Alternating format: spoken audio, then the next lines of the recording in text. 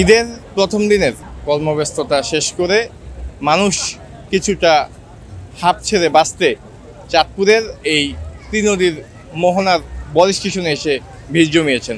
এখানে আসলেই দেখা যায় একসাথে পদ্মা, মেঘনা ও ডাকাতিয়ার মিলনস্থল, যেটির প্রাকৃতিক বাতাস ও সৌন্দর্য মানুষের হৃদয় কেড়ে নেয়। এছাড়াও এই স্থানটি জাঁকজমক করার জন্য এবং মানুষকে বিনোদন দেওয়ার জন্য বেশ কিছু ভ্রাম্যমাণ পর্যটনের জন্য ঘোড়া, তারপরে চরকি, তারপরে চটপটি ফুচকার দোকান এবং ভ্রাম্যমাণ বেশ কিছু দোকান বসেছে, যেখানে নানা বয়সের শ্রেণী পেশার মানুষ, শিশু সন্তান সহ নারী পুরুষ সবাই একত্রে এসে বিনোদন হিসাবে নিচ্ছেন। ওয়ালটন আবারও মিলিনিয়ার অফারে ওয়ালটন ফ্রিজ কিনে আপনিও হয়ে যেতে পারেন মিলিয়নিয়ার।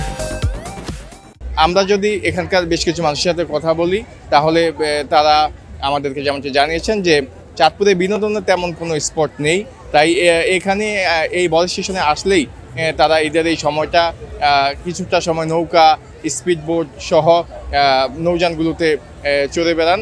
খুব অল্প খরচে, মাত্র 100 টাকা খরচে এখান থেকে স্পিডবোট বা ট্রলারে করে কিন্তু নদীর ওপার, যেটাকে মিনি কক্সবাজার নামে আখ্যায়িত করা হয়েছে, সেই মিনি কক্সবাজারে কিন্তু এখানকার মানুষজন যায়।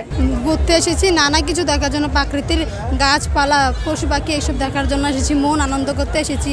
ঘুরতে আসলে একটা যে আনন্দ পাই, সে আনন্দ পেতে এসেছি। ভালো লাগতেছে। কি কি দেখলেন? সব কিছুই দেখলাম। অনেক কিছুই ছিল। কালকে তো আমরা অনেক ব্যস্ত ছিলাম, আজকে আসলাম আমার হাজব্যান্ড সহ আর কি।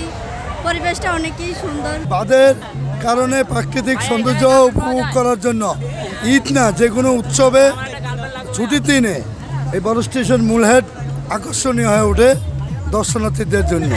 আজকে ঈদের পরের দিন ভালো লাগতেছে, খুবই ভালো লাগতেছে। এবং শুধু আমি না, অসংখ্য অগণিত মানুষ এই ঘুরে ঘুরে নদী মনোরম দৃশ্য উপভোগ করছে। কালকে বিজি ছিলাম, তো আজকে ফ্রি হয়েছি। ফ্রি হওয়ার পর হাজব্যান্ড সহ এখানে ঘুরতে আসছি বড় স্টেশনে। আইসা খাওয়া দাওয়া করছিলাম। অনেক ভালো লাগতেছে, ঈদের দ্বিতীয় দিন ভালোই লাগতেছে।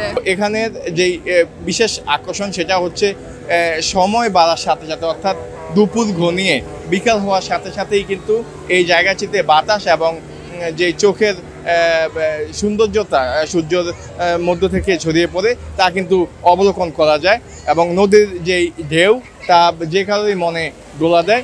তাই ভিড় সময়ের সাথে সাথে কিন্তু বাড়তে থাকে এবং মানুষজনের আনাগোনাও কিন্তু বেড়ে যায়।